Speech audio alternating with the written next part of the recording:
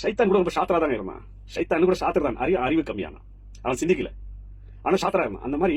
அஸ்ஸலாமு அலைக்கும் வரஹ்மத்துல்லாஹ். தொடர்ந்து சில நாட்களாக முகநூல் சமூக வலைத்தளங்களை நம்ம பார்க்குறோம். அவர் அப்படி பண்ணிட்டாரு, இவர் இப்படி பண்ணிட்டாரு அப்படின்னு சொல்லி பொருளாதார குற்றச்சாட்டு பிசினஸ் ரீதியாகவும் ஆன்மீக ரீதியாகவும் என்ன பண்றாங்க தொடர்ச்சியா நம்ம வந்து பார்க்குறோம். இதில் பொதுமக்களுக்கு நான் ஒரு விழிப்புணர்வு ஏற்படுத்த வேண்டும் என்பதுக்காக தான் இந்த காணொலி. இது யார் மேல தப்பு அப்படின்னு சொன்னா, ஃபர்ஸ்ட் மக்கள் நாம தான் விழிப்படணும். நம்ம வந்து என்ன பண்றோம் அப்படின்னு சொன்னா நம்பிடுறோம்.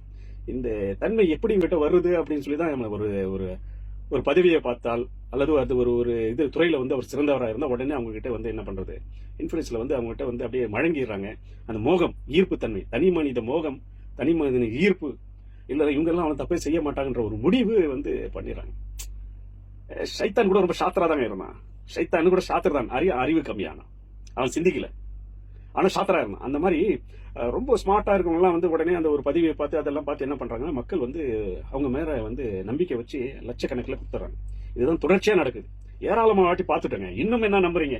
இவர் இருந்தால் இந்த ஜமாத்துல இருக்கிறவங்க தப்பு பண்ண மாட்டாங்க, அவரும் அந்த ஜமாத்துல இருந்து என்ன தப்பு பண்ண மாட்டாங்க.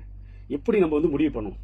இந்த மாதிரி பகிரங்கமாக வந்து குற்றச்சாட்டு சொல்லி மேடை ரீதியாக சமூக ரீதியாக இப்படி எல்லாம் சொன்னா, ஒரு வாட்டி அவர் தப்பு பண்ணிட்டான்னு சொன்னா அவர் கூட இருந்தவர் சொல்றாரு, ஆதாரபூர்வமா நிரூபிச்சா உடனே அவன் நடவடிக்கை எடுக்கும். அது மக்கள் மத்தியில் வந்து தெளிவுபடுத்தணும். நம்ம இவர் சரியில்லை, இவர்கிட்ட எல்லாம் சரி பண்ணுங்க, இவர் பொருளாதாரத்துல சரியில்லை, இவர் பொருளாதாரத்தை திரட்டுறதுல வந்து கணக்கு வழக்கு சரியா காட்டுறது இல்ல. இன்னைக்கு பெரும்பான்மை மக்கள் கணக்கு வழக்குன்னு என்ன நினைச்சாங்கன்னா, இந்த மேடை ஏறி வாசிக்கிறாங்க பாருங்க, நான் இத்தனை கோடிக்கு வந்து நாங்க இது என்ன பண்ண வசூலிச்சோம், செலவு செஞ்சிட்டோம், இத்தனை கோடி நான் அனுப்பிட்டோம் அப்படின்னு சொல்லி கோடி கணக்குல வந்து இந்த வரவு செலவு வந்து வாசிப்பாங்க. அதுதான் பண்ணாங்க பாத்தீங்களா, வாங்கினாங்க தேங்க கொடுத்துட்டாங்க. ஏப்பா இதுதான் இல்ல, வரவு செலவு கணக்குன்றது வாசிப்பதில் இல்லை, காட்டுவதில் இருக்கு. எங்க வாங்கின, யார்கிட்ட வாங்கின, எப்படி வாங்கின, எதற்காக வாங்கின, எதற்காக கொடுத்த, எங்க கொடுத்த அப்படின்னு சொல்லி கணக்கு வழக்கு எழுத்து மூலியமா காட்டணும். அதுதான் சொல்றது இல்ல. நானும் தான் பல கோடிக்கு நான் என்ன சொல்லுவேன், வந்தது பல கோடி கணக்கு வந்து காட்டிடுவேன். காட்டுறதா சொல்றதா? சொல்றது வந்து கணக்கு வந்து காட்டுற இது சரியான முறையில் அல்ல, வாசிக்கிறது அல்ல, சரியான முறையில் காட்டணும். கணக்கு இந்த இடத்துல வாங்கினேன், இந்த இடத்துல கொடுத்தேன், இது இங்க வாங்கினேன், இந்த பிளஸ் மைனஸ், இதுக்காக வாங்கினேன், இதுக்காக செலவு பண்ண அப்படின்னு சொல்லி காட்டணும். அதுதான் சரி. இன்னைக்கு ஏராள மக்கள் அப்படிதான் இருக்காங்க. பிசினஸ் ரீதியா இருந்தா, அப்பா பிசினஸா, அவர் பிசினஸ் பண்றாரு, உடனே அவர்கிட்ட எடுத்து போயிட்டு லட்சக்கணக்கில் கொடுத்துறது. அவரா பள்ளிவாசல் கட்டுறாரு, அவர் கேட்கறாரா பள்ளிவாசல் கட்டுறாரு, அது எங்க கட்டுற, எவ்வளவு கோடி கட்டல, எத்தனை லட்சத்துக்கு கட்டுற, எவ்வளவு ரசீட் அப்சா, யார்கிட்ட வாங்கின கணக்கு இல்ல, ஏழைகளுக்கா கொடுத்துறது, அனாதைகளுக்கா கொடுத்து, இந்த மாதிரி பல டைப்ல மக்கள் இருக்கிறாங்க. பொதுமக்களாகி நீங்க தான் என்ன பண்ணுவோம், இது சிந்திச்சு யார்கிட்ட கொடுக்குறோம், இவன் வாங்குறவங்க சரிதானா, இவன் கணக்கு வழி காட்டுறானா, இல்ல இவன் பிம்பத்தை காட்டுறானா அப்படின்னு சொல்லி நாம தான் விழிப்புணர்வு. எத்தனை முறை சொல்றேன், திருடக்கூடியவன் எந்த ரூபத்திலும் வரும், சைத்தன் அப்படிதான் கெடுக்கும். நல்லா பேசுவான், பேச்சு திறமை இருக்கும், எழுத்து திறமை இருக்கு, அதுல போயிட்டு நம்ம என்ன பண்றது, அவங்க கிட்ட மொழிகிறது, இவன் இந்த தவறு அவரெல்லாம் பண்ண மாட்டாரு அப்படின்னு சொல்லி நாமளே நம்புறது. யார் சொன்னாலும் கேட்கறது, ஏன் அவர்கிட்ட குற்றச்சாட்டு வந்து சொல்றாங்கன்னு நம்புறது கிடையாது. மீண்டும் மீண்டும் சொல்றோம். இது வந்து பகீரம் படுத்தினாதான். எப்போ பகீரம் படுத்தணும், சொல்லாம சொல்லக்கூடாதா, பிறர் மானத்துல விளையாட்டீங்க, ஆமா இறைவன் சொல்லலாம், தன்னுடைய கண்ணியத்தை காப்பாத்துங்க, அவதூறு பரப்பாதீங்க அப்படின்னு. இது அவதூறு என்ன? அப்போ நம்ம என்ன செய்யணும் அப்படின்னு சொன்னா, அவர்கிட்ட அந்த நேர்மை இருக்கா, என்ன இருக்கு அப்படின்னு சொல்லி பார்க்கணும். ஒரு வாட்டி பார்த்தா 2 பேர் இல்லையா, பகீரம் படுத்தும். அதுதான் பொருளாதாரத்துல சரி. எத்தனையோ பேர்கள் இப்படிதாங்க செய்யறாங்க. மக்களுடைய பணத்தை வாங்குறாங்க, அது சரியான கணக்கு காட்டுறதுல, கணக்கு அவங்ககிட்ட ஏன் காட்டணும், அவங்ககிட்ட ஏன் காட்டணும், பேசுறாங்க இல்லையா? இந்த அதீத நம்பிக்கை தான் நம்மகிட்ட இருக்க பலவீனம். ஆகிய பொதுமக்கள் ஆகிய நீங்க என்ன பண்ணுங்க, தோற்றத்தை பார்த்து, பதவியை பார்த்து, அவங்ககிட்ட இருக்க திறமையை பார்த்து, ஸ்மார்ட்டா பேசுறான்னு சொல்லி பார்த்து எல்லாம் நம்பிடாதீங்க. இதுதான். இது ஏராளமான வாட்டி நம்ம வந்து பார்த்துட்டோம், நிறைய இது பார்த்துட்டோம். இன்னும் வந்து இதே மாதிரி சொல்லி சொல்லி என்ன பண்றோம், சமூகத்தில் அசிங்கம் தான் படுறோம். எத்தனை பார்த்திருக்கோம், கடந்த ஒரு 6-7 வருஷமா எவ்வளவு பார்த்தோம்.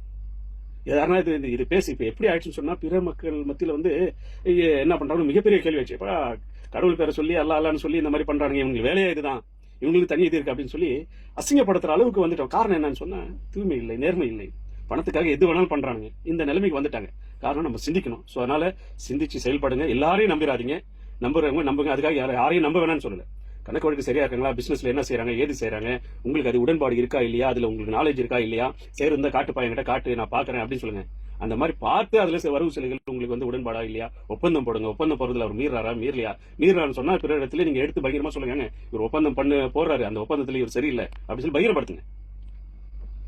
அடுத்தது என்ன, அவர் சொல்லக்கூடிய கொள்கை எல்லாம் பார்த்து ஒரு சிலர் வந்து இப்படி கதறாங்க, ஐயோ அல்லான்னு சொல்லியிருந்தாரு, இவர் சொல்றதெல்லாம் சொல்லக்கூடிய செயல் வேற, சொல்லக்கூடிய செய்தி என்ன, அல்லாஹும் அல்லாவுடைய தூதருடைய விஷயத்தை சொல்லியிருக்காரு, மார்க்கத்தை எடுத்து வச்சிருக்காரு, அதுல ஒண்ணு பிள்ளை இல்ல, அது சரியா இல்லையா, அதே ஆய்வு பண்ண.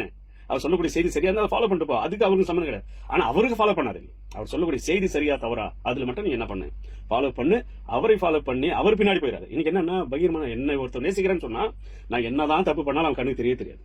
இதுதான் இந்த மாதிரி தான் நடிகர்களுக்கு முகத்தில் இருக்கிறதோட இந்த மாதிரி வந்து ஈர்ப்பு தன்மை நிறைய பேர் கிடையாது. அவனும் மனுஷன் தான், அவனுடைய தவறு இருக்கும் அப்படின்னு வந்து சிந்திச்சு கிடையாது. அவர் மேல முகம் வந்து அவர் மேல என்னதான் குற்றச்சாட்டு இருந்தாலும் காதுல வாங்குறது இல்ல, கேட்கறது இல்ல, அது தீர விசாரிக்கிறது இல்ல.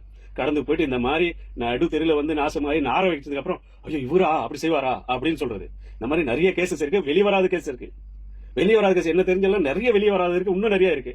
அப்போ பொருளாதார குற்றச்சாட்டு வரும்போது அவன் விசாரிச்சு அது அன்னைக்கே சரி செய்திருந்தால் முளையிலே கிள்ளி போட்டணும், ஆரம்பத்திலே கிள்ளி போட்டிருந்தா இவ்வளவு இல்ல.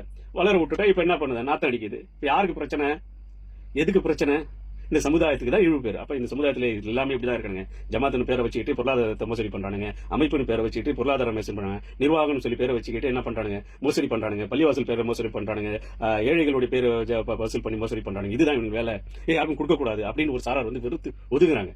ஒரு சார் பதவி முகத்துல பதிவு விட்டுறக்கூடாது அப்படின்னு சொல்லி கூட இருக்கணும் கண்டிக்க மாட்டேன்றாங்க. இப்படி சொல்லி ஏராளமான விஷயங்கள் இருக்கு. இதுக்கெல்லாம் காரணம் நம்ம தான், மக்கள் பொதுமக்களாகி நம்ம தான் அந்த விஷயத்துல அவன் சரியில்லையா அப்படின்னு சொல்லி அதை ஆய்வு பண்ணாது. அதுல நம்மளுக்கு அந்த அளவுக்கு அந்த சிந்தனை இருக்கா இல்லையா, இல்ல மற்றவங்க சொல்றாங்கன்னா என் ஆதாரம் இருக்கா அவங்ககிட்ட கேட்கணும். நேரடியாக கேள்வி, யார்கிட்ட நீ குற்றச்சாட்டு வைக்கிற, ஏன்பா செஞ்சல எங்க வசூல் பண்ண கணக்காட்டு, ஏன்பா இது வியாபாரம் சரியில்லை, எந்த வியாபாரத்துல எந்த இடத்துல வச்சு அட்ரஸ் காட்டு, கணக்காட்டு கேட்கணும். கேட்கறதுல கண்மூடி தரமா கொடுத்துறது, தரந்தே காட்டுறேன் அப்படின்னு கடைசியில் காட்டாத போது லபோதுபன்னு அடிச்சுக்கிறது. இது மக்களாகி நாம தான் விழிப்புணர்வா இருக்கணும். ஏமாற்றக்கூடியவர்கள் எல்லா ரூபத்திலையும் வருவாங்க. பொருளாதார ரூபத்தில் வருவாங்க, கோடீஸ்வரன் ரூபத்தில் வருவாங்க, நடிகர் என்ற ரூபத்தில் வருவாங்க, தலைவர் என்ற ரூபத்தில் வருவாங்க, அமைப்பு என்ற ரூபத்தில் வருவாங்க, ஜமாத் என்ற ரூபத்தில் வருவாங்க, பல ரூபத்தில் வருவாங்க. பணம் அப்படிதான் சரிங்களா. பணம் வந்து மனிதன் என்ன பண்ணுவோம், மோசமான பாதையை கொண்டு போய் செல்லிடும். அதனால வந்து பணம் கொடுக்கக்கூடியவர்கள் நீங்கள் வந்து சரியான ஆள்கிட்ட கொடுக்குறோமோ அது கொடுத்தவர் சரியா கணக்காட்டுறாரா சிந்திச்சு மக்களாகி நீங்க விழிப்புணர்வு. அவர் மேல இவர் மேல சொல்லிட்டு அப்படியே நம்பிட்டேன் அப்படின்னு யார் நம்ப சொன்னாங்க, அவரே சொன்னாரா? சோ இந்த மாதிரி ஏமாற்றக்கூடியவர்கள் பிசினஸ் பண்றக்கூடிய பல ரீதியில வருவாங்க. இங்க இன்னும் ஏராளமான இருக்கு. டெக்னாலஜி வளர வளர வளர ஏமாற்றக்கூடிய வழிகளும் வளர்ந்துகிட்டு தான் போகுது. சோ நம்ம தான் அதில் சிந்திச்சு செயல்பட வேண்டும். உஷாரா இருங்க மக்களே. மனிதர்களை நம்பி மனிதர்கள் வந்து ரொம்ப ஸ்மார்ட்டா தான் இருப்பாங்க சரிங்களா. அதனால வந்து அவங்க ஸ்மார்ட் விஷயத்துல வச்சு அது எது அவங்ககிட்ட அந்த பிளஸ் இருக்கோ அதை வைத்து தான் மக்கள் வந்து என்ன பண்ண, மக்களை வந்து ஏமாற்றுவாங்க. அதுல கொஞ்சம் கவனமா இருங்க. நம்ம தான் கவனமா இருக்கணும் சரியா.